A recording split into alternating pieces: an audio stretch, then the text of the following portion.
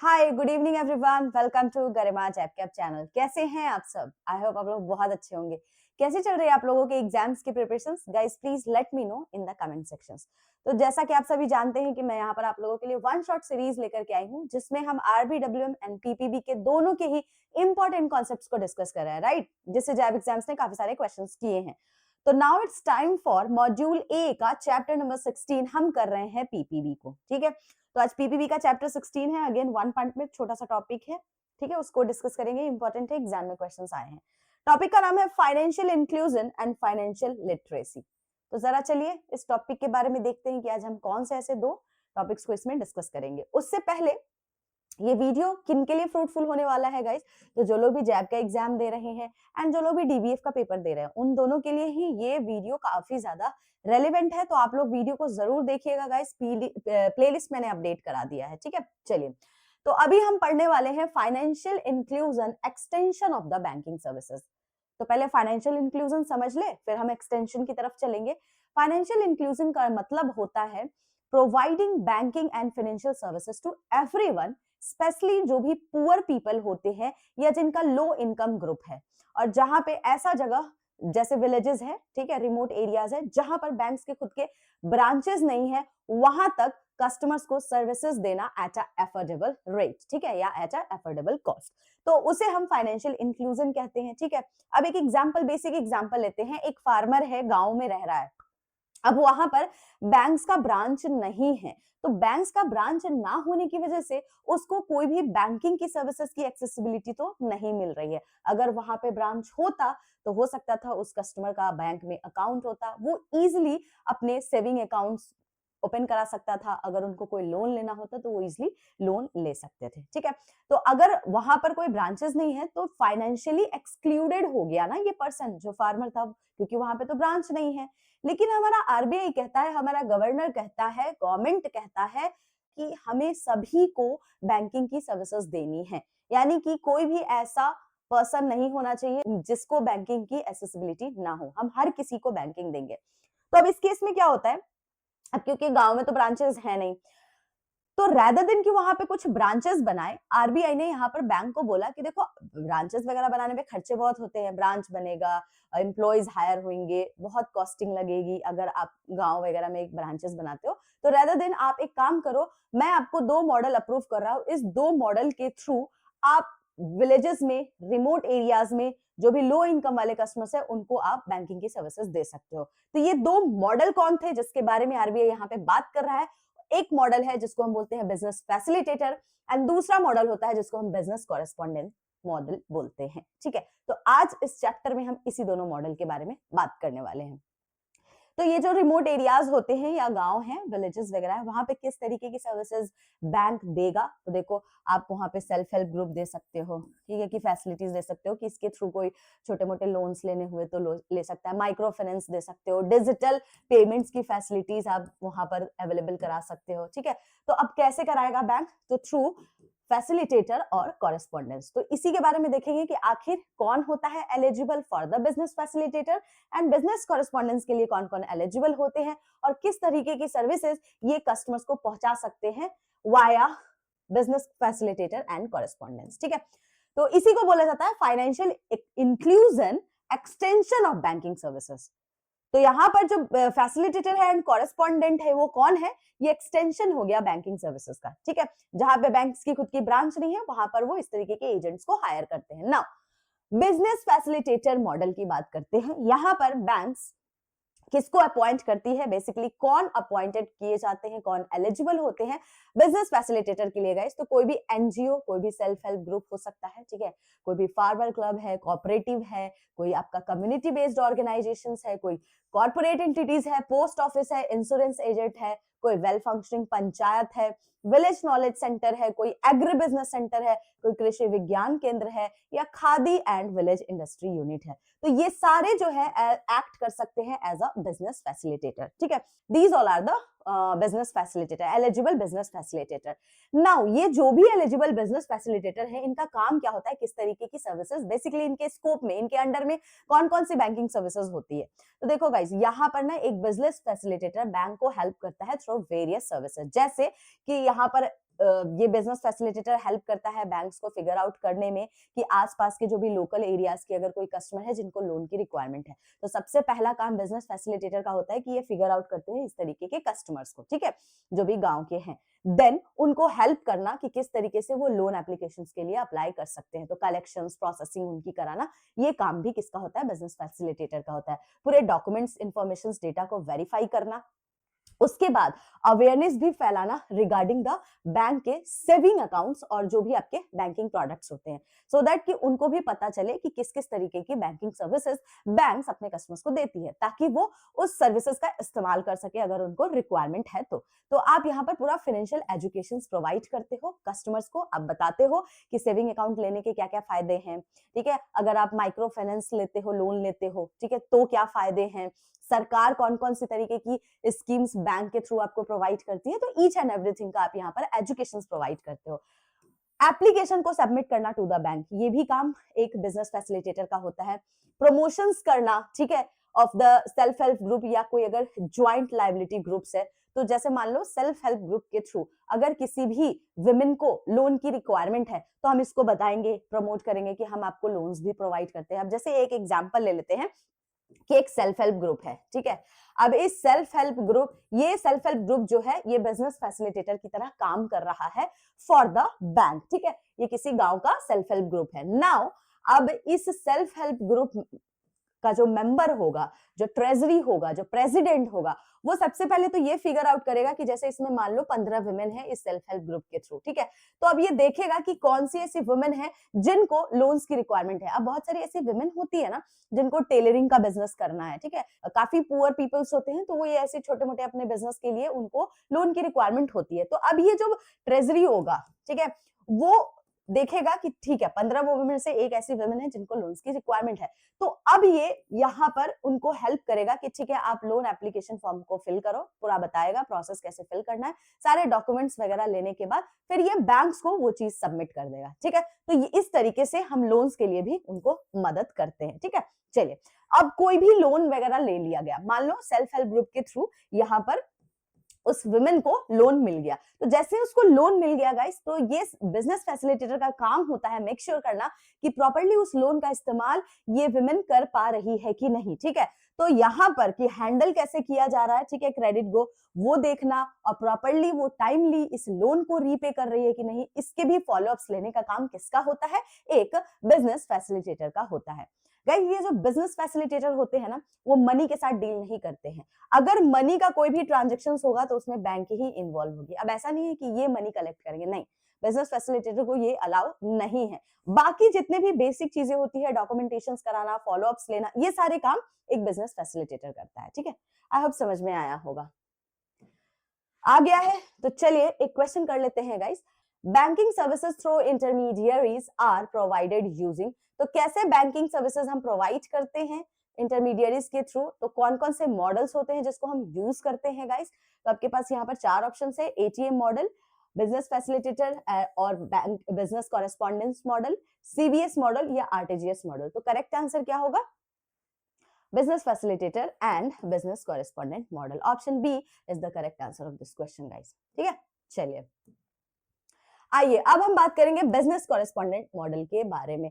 देखिए ये भी जो मॉडल है ये भी आपको हेल्प कर रहा है डे टू डे जो भी आपके बिजनेसेस होते हैं, बैंकिंग ट्रांजैक्शंस होते हैं, तो वो आसपास के जो भी लोकल आपके पीपल है, विलेजेस के जो भी पीपल है, उनको वो सर्विस प्रोवाइड करने में, जो भी बैंकिंग की सर्विसेज है, ठीक है, उसमें ये भी आपको हेल्प करते हैं।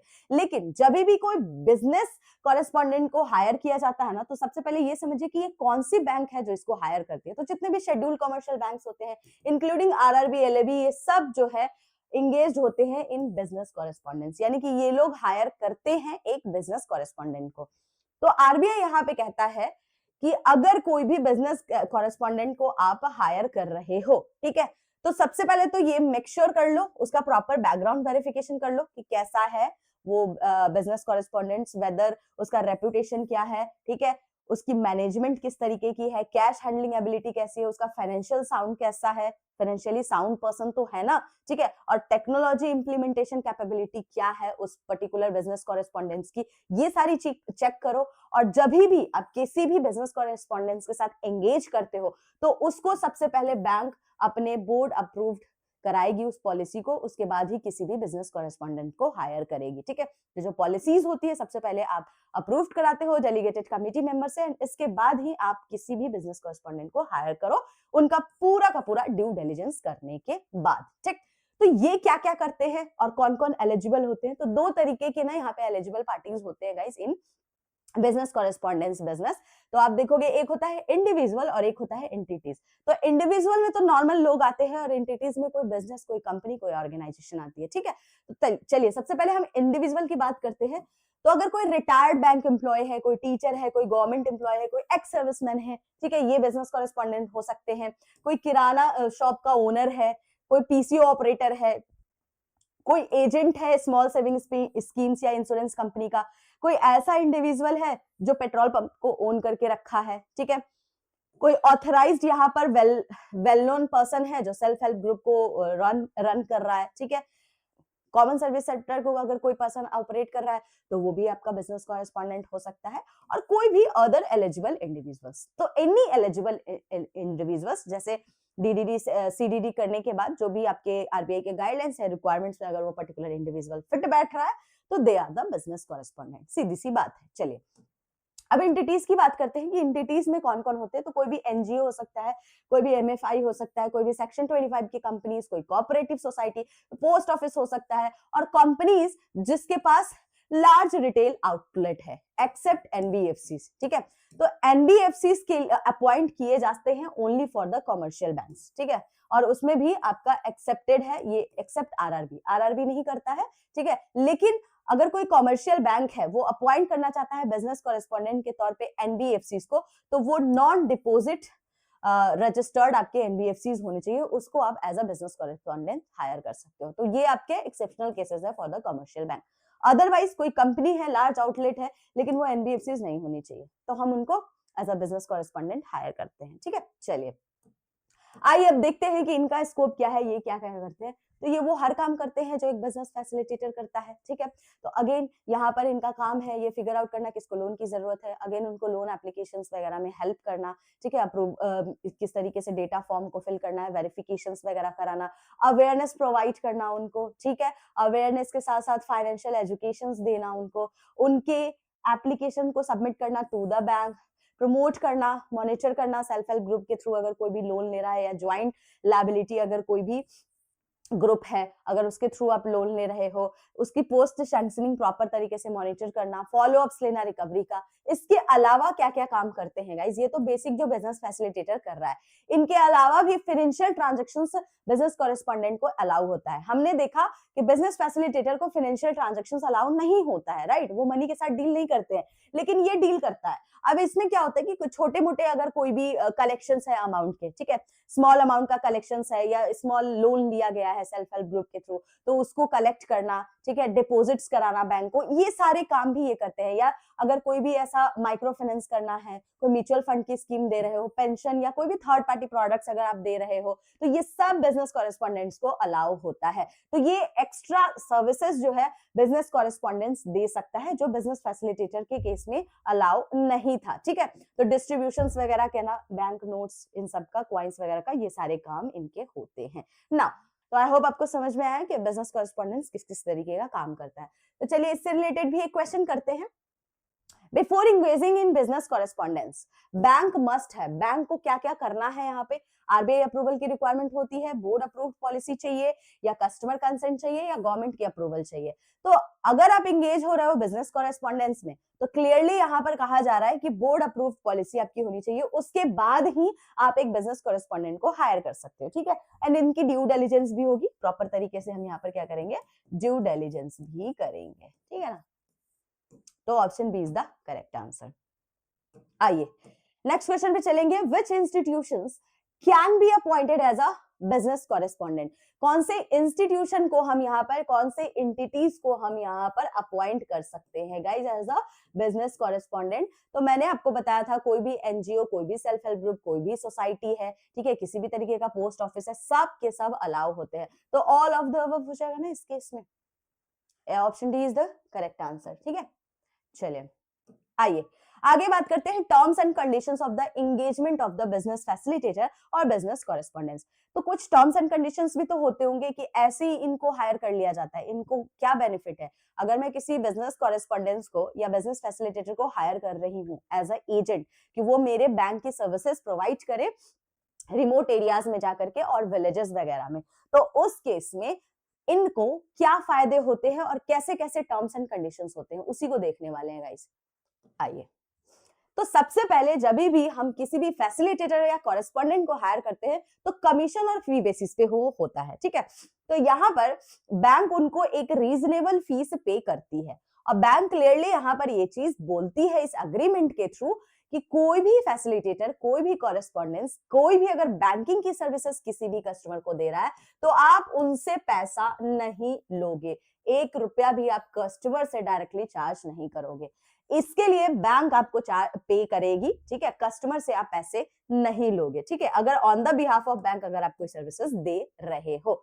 यहाँ पर बैंक के लिए ये चीज मेंशन की गई है कि अगर किसी भी फैसिलिटेटर या कॉरेस्पॉन्डेंट को वो इंगेज करते हैं बैंकिंग सर्विसेज के लिए तो मेक श्योर करें कि आपका जो भी टेक्नोलॉजी है वो टेक्नोलॉजी बेस्ड आप सॉल्यूशंस दो, यानी कि जैसे रिस्क वगैरह काफी ज्यादा इन्वॉल्व होता है जब आप फैसिलिटेटर या कॉरेस्पॉन्डेंट को हायर करते हो, ठीक है, बैंकिंग सर्विसेज देने के लिए। तो किस तरीके से उसका रिस्क मैनेज करना है, ठीक है, आउटरीच कैसी है, वो कॉस्ट इफेक्टिव होनी चाहिए, बहुत कॉस्टली नहीं होना चाहिए। तो हर चीज का बैंक को यहाँ पे ध्यान रखना है। दूसरा, यहाँ पर जो भी ट्रांजैक्शंस किए जाएंगे तो हमने देखा कि जो बिजनेस कॉरेस्पॉन्डेंट होता है वो ट्रांजैक्शंस छोटे मोटे जो भी स्मॉल ट्रांजैक्शंस होते हैं उसमें वो इन्वॉल्व होता है, राइट। तो इस केस में क्या होता है, बैंक कहती है कि हम आपको एक डिवाइस प्रोवाइड करेंगे, यानी कि हैंडहेल्ड और मोबाइल फोन्स के थ्रू, जो कि वो पर्टिकुलर डिवाइस आपका बैंक से कनेक्टेड होगा, इंटीग्रेटेड होगा, ठीक है। वो डिवाइस आप यूज करोगे जो बैंकिंग के सिस्टम के साथ कनेक्टेड होगा, कोई और थर्ड डिवाइस आप इस्तेमाल नहीं करोगे, ठीक है ना। तो ये चीज आपके टर्म्स एंड कंडीशंस में लिखी होती है जब भी आप किसी भी फैसिलिटेटर या कॉरेस्पॉन्डेंट को हायर करते हो। अब अग्रीमेंट की बात करते हैं। तो अग्रीमेंट में यहाँ पे क्या होता है कि कुछ कैश होल्डिंग पे लिमिट्स लगाई जाती है, ठीक है, कि अगर बिजनेस कॉरेस्पॉन्डेंट कैश विड्रॉवल में या कैश डिपॉजिट में हेल्प कर रहा है किसी भी इंडिविजुअल को, तो उसकी एक पर्टिकुलर लिमिट सेट की जाती है कि इससे ज्यादा बिजनेस कॉरेस्पॉन्डेंट, अगर इससे ज्यादा का पैसा होता है तो उसके साथ वो डील नहीं करेगा। तो उसके लिए एक कैश होल्डिंग की लिमिट्स होती है on the individual customer payment and receipt, ठीक है। जो भी कैश कलेक्ट किया जाएगा कॉरेस्पॉन्डेंट के द्वारा, ठीक है, अब उस केस में आप एक एक्नॉलेजमेंट रिसिप्ट प्रोवाइड करोगे, ठीक है, on the behalf of the bank. तो बैंक के बिहाफ पे आप यहाँ पर रिसिप्ट प्रोवाइड करोगे अगर किसी भी कस्टमर्स का आप कैश कलेक्ट कर रहे हो तो। Customer agreements must clearly state, ठीक है, तो कस्टमर्स के एग्रीमेंट को क्लियरली आप बताओगे जिसमें even if the correspondent is involve in that particular banking services, ठीक है, जो वो कस्टमर्स को दे रहा है, स्टिल अगर कोई भी इश्यूज आता है तो उसके लिए रिस्पॉन्सिबल कौन है, सिर्फ और सिर्फ बैंक है। तो ये चीज आप अग्रीमेंट में लिखते हो ताकि कस्टमर्स को एक भरोसा रहे कि ये जो अगर कल को बिजनेस कॉरेस्पॉन्डेंट्स की वजह से कोई गलती हुई तो bank is liable for that, ठीक है। तो ये आपका एक तरीके से कस्टमर्स के लिए सिक्योरिटी होता है, ठीक है। जो भी कस्टमर्स का इंफॉर्मेशन होगा उसको कॉन्फिडेंशियल रखना है, सिक्योर रखना है, जैसा एक बैंक का एक नॉर्म होता है उसके हिसाब से, ठीक है। अब यहाँ पर लिखा है कि conduct periodic block level meetings. Periodically यहाँ पर क्या होता है, एक ब्लॉक लेवल पे मीटिंग बुलाई जाती है जिसमें लोग होते हैं, ठीक है, वहां के आसपास के, बिजनेस कॉरेस्पॉन्डेंट होगा उस पर्टिकुलर एरिया का, अगर लिंक जो भी लिंक है बैंक जो लिंक है उनका जो ब्रांच मैनेजर होगा वो होगा, ठीक है, और लीड डिस्ट्रिक्ट मैनेजर होगा। ये सब मिलकर के इस पर्टिकुलर मीटिंग को अटेंड करेंगे। तो कंपलसरी होता है, सभी अटेंड करेंगे, ठीक है। यहां पर बोला गया है maintain a business continuity plan. अब क्या होता है ना कि अगर आप किसी भी कॉरेस्पॉन्डेंट को हायर करते हो, ठीक है, अब कल को मान लो कोई एसबीआई बैंक है, उसने एक कॉरेस्पॉन्डेंट को इस पर्टिकुलर विलेज के लिए हायर किया, ठीक है, सर्विसेज देने के लिए। कुछ टाइम के बाद वो कह दिया कि नहीं मैं आपके साथ काम नहीं करूंगा, ठीक है, अब वो अपना काम यहाँ से रफा दफा करना चाह रहा है, रैपअप करना चाह रहा है। तो उस केस में एसबीआई के पास बैकअप प्लान होना चाहिए, ठीक है, इसी को बोला जाता है बिजनेस कंटिन्यूटी प्लान। कस्टमर्स को कोई भी सर्विस रिगार्डिंग इनकन्वीनियंस नहीं होना चाहिए अगर आपका कॉरेस्पॉन्डेंट छोड़ के चला जाता है आपके जॉब को, ठीक है, जिसके लिए आपने उसको हायर किया था। पहली चीज। दूसरी चीज, जो भी फैसिलिटेटर या कॉरेस्पॉन्डेंट होते हैं ना गाइस, वो एक पर्टिकुलर बैंक के लिए काम नहीं करते, वो मल्टीपल बैंक्स के साथ यहाँ पर काम करते हैं, क्योंकि ये एजेंट है ना, कमीशन बेसिस पे काम करते हैं, फी बेसिस पे ये काम करते हैं, तो ये मल्टीपल बैंक के साथ कर सकते हैं। तो इस केस में बैंक कहती है कि भाई देखो, अगर तुम 5 बैंक के साथ काम कर रहे हो तो पांचों बैंक का डेटा अलग अलग रखना, पांचों बैंक के डेटा को कॉन्फिडेंशियल रखना, अपने अपने उस पर्टिकुलर बैंक के साथ ही रखना, किसी के साथ शेयर नहीं करना है, ठीक है। तो ये भी आपके इस टर्म्स एंड कंडीशंस में लिखे हुए होते हैं, ठीक है। वही चीज आपको नीचे लिखी हुई है कि कस्टमर का डेटाबेस और अकाउंट डिटेल्स जो है आपकी सेपरेट होनी चाहिए, ठीक। तो ये आपके क्या होते हैं, कुछ टर्म्स एंड कंडीशंस होते हैं जब भी किसी भी कॉरेस्पॉन्डेंट या फैसिलिटेटर को हायर किया जाता है। आई होप समझ में आया होगा, बहुत बेसिक था, इसमें ज्यादा दिमाग लगाने की जरूरत नहीं पड़ी होगी। तो चलिए फटाफट से एक क्वेश्चन करते हैं। बैंक्स में पे फैसिलिटेटर एंड कॉरेस्पॉन्डेंट, 4 ऑप्शन है, salary fixed by RBI, reasonable commission fees, profit share only या नो पेमेंट अलाउ। तो गाइज हम इनको कैसे रखते हैं, कमीशन बेसिस पे रखते हैं, तो रीजनेबल कमीशन फी हो जाएगा इसका correct answer. Option B is the correct answer of this question, ठीक है। आइए एक और क्वेश्चन करते हैं। Agreement with facilitator and correspondent must prohibit them from, किस चीज से प्रोहिबिट करता है उनको, from assisting the customer, charging the customer directly, collecting form and using ICT devices. तो देखिए अग्रीमेंट्स जो बना है ना कॉरेस्पॉन्डेंट और फैसिलिटेटर के लिए, वो क्लियरली ये चीज स्टेट करता है कि अगर आप कोई भी बैंकिंग की सर्विसेज अपने कस्टमर्स को दे रहे हो, ठीक है, अगर बैंक्स रिलेटेड कोई सर्विसेज दे रहे हो, तो वो जो भी आपका डिवाइस होगा ना, वो आईसीटी डिवाइस होना चाहिए, यानी कि वो इंटीग्रेटेड, जो भी आपका हैंड होल्ड सिस्टम है, जो भी आपका मोबाइल फोन है, वो इंटीग्रेटेड होना चाहिए विद दैट पर्टिकुलर बैंक, ठीक है। तो ये तो करेक्ट है, ठीक है, ये होना चाहिए। दूसरा, यहां पर ये कहा गया है, क्लियरली मेंशन किया गया है कि आपको कमीशन बेसिस पे रखा जाता है, फी बेसिस पे, तो बैंक आपको कमीशन देगी, बैंक आपको फीस देगी। आप अगर बैंक के बिहाफ पे कोई भी सर्विसेज किसी कस्टमर्स को दे रहे हो, तो उस केस में आप कस्टमर से 1 रुपए का भी चार्ज नहीं लोगे, तो ये बिल्कुल ही प्रोहिबिटेड है। Option B is the correct answer. Agreement clearly इस चीज को मना करता है कि आप डायरेक्टली कस्टमर से चार्ज नहीं लोगे, तो option B is the correct answer of this question. खत्म, ठीक है ना। ऐसे बेसिक बेसिक क्वेश्चंस आते हैं गाइस इस टॉपिक से। गाइस अगर आप कोई भी टॉपिक पढ़ते हो ना, तो सबसे पहले ना उसके कॉन्सेप्ट को क्लियर कर लो। अगर आपका कॉन्सेप्ट क्लियर हो जाता है ना उस टॉपिक का, तो उससे रिलेटेड किसी भी तरीके का क्वेश्चन चाहे एग्जाम पूछ ले, आई बेट यू आप उस क्वेश्चन को छोड़ के नहीं आओगे। क्यों? क्योंकि आपका कॉन्सेप्ट क्लियर है, आपका बेस स्ट्रांग है। तो बेस और कॉन्सेप्ट बन गया तो भाई क्वेश्चंस तो कैसे भी पूछ ले, सीधा पूछ ले, उल्टा पूछ ले, घुमा ले, है ना, आप इजिली सॉल्व कर लेते हो। तो ये था आज का टॉपिक, छोटा सा दो इंपॉर्टेंट है, छोटा भी टॉपिक था और आसान टॉपिक था। चलिए इसके अलावा मैं एक और इंपॉर्टेंट अनाउंसमेंट कर देती हूँ। आई नो अब आप लोग भागने वाले हो, बट स्टिल मैं आपको बता देती हूँ कि जिन लोगों को भी पेड बैच की रिक्वायरमेंट है गाइस, मेरा पेड बैच चल रहा है, 6 क्लासेस हो गए हैं, ठीक है। तो 6 क्लासेस हो गए, 3 पीपीबी के, 3 आरबीडब्ल्यूएम की आपकी क्लासेस हो चुकी है। अगर आपको इनरोल करना है तो आप इनरोल कर सकते हो गाइस, ये रहा नंबर, आप इस नंबर पे कॉल भी कर सकते हो। अगर आपको चाहिए कि सिस्टमेटिक वे में, स्ट्रक्चर्ड वे में, एमसीक्यू पीवाईक्यू के साथ हम एग्जाम्स की प्रिपरेशंस करें, टॉपिक्स को पढ़े, तो डेफिनेटली आप लोग इस बैच को इनरोल जरूर कीजिएगा, ठीक है। मैंने यहाँ पर हर एक पीडीएफ में अपने इनरोलमेंट का लिंक होता है, वो मैंने अटैच कर दिया है। यहाँ पर सब्जेक्ट वाइज भी है, आरबीडब्ल्यूएम पीपीबी कोई भी सब्जेक्ट पढ़ना है तो उसके लिए भी सब्जेक्ट वाइज कोर्सेज मैंने निकाले हैं, तो आप इसको भी बाय कर सकते हो, कोई भी आप कोर्सेज बाय कर सकते हो। सारी चीजों का आपको एक्सेस 24/7 प्राइवेट टेलीग्राम ग्रुप पे प्रोवाइड कर दिया जाएगा। जूम पे गाइस आपकी लाइव सेशंस होती है, ठीक है। बाकी नए हैं, पुराने हैं, सिर्फ वीडियोस देखते हैं, चैनल को तो सब्सक्राइब करना नहीं है, तो गाइस कर लीजिए, इतनी मेहरबानी कीजिए, चैनल को सब्सक्राइब कीजिए, क्योंकि आने वाले टाइम में आपको काफी सारे मैराथन सेशंस देखने को मिलेंगे। और अगर आपको प्रैक्टिस करना है एमसीक्यूज, पीवाईक्यू को, कॉन्सेप्ट्स को, तो डेफिनेटली आपने गरिमा जैप के यूट्यूब चैनल को सब्सक्राइब कर लेना है। टेलीग्राम पे आपको सारे पीडीएफ्स मिलते हैं, यहाँ पर एक डिस्कशन ग्रुप भी बनाया गया है, कोई डाउट होता है तो आप उस डिस्कशन ग्रुप में भी पूछ सकते हैं। फेसबुक, इंस्टाग्राम कहीं से भी जुड़ सकते हो, ये रहा नंबर, इस दिए हुए नंबर पर भी आप कांटेक्ट कर सकते हो। Any doubt you can contact me 24/7, लेकिन एग्जाम ओरिएंटेड, एग्जाम रेलिवेंट आपके डाउट्स होने चाहिए गाइस, ठीक है। आप मुझसे पूछ सकते हो, कोई दिक्कत नहीं है। कोई डाउट है कोई कमेंट है, कोई फीडबैक देना चाहते हैं तो आपको कमेंट सेक्शंस में वो फीडबैक आप दे सकते हो, ठीक है। आई होप आपको ये सारे videos exam point of view से बहुत ज्यादा रेलिवेंट लगते होंगे। इतने सारे मैंने टॉपिक्स आपको यूट्यूब पे पढ़ा दिए हैं। आई होप कि आप लोग बाकी जो भी एमसीक्यूज है उसको सॉल्व कर पाते होंगे अगर आपने यहाँ पे टॉपिक पढ़ा है तो जरूर आप लोग फीडबैक में बताइएगा कि मेरी क्लासेस आपको कैसी लगती है, क्या आप क्वेश्चन सॉल्व कर पाते हो। मेरा मेन मोटिव यही है कि आप लोग क्वेश्चंस को सॉल्व कर पाओ, ठीक है। तो किसी भी तरीके का अगर क्वेश्चन आता है तो क्या आप सॉल्व कर पाते हो, जरूर आप लोग कमेंट सेक्शन में इस चीज को बताइएगा, ठीक है।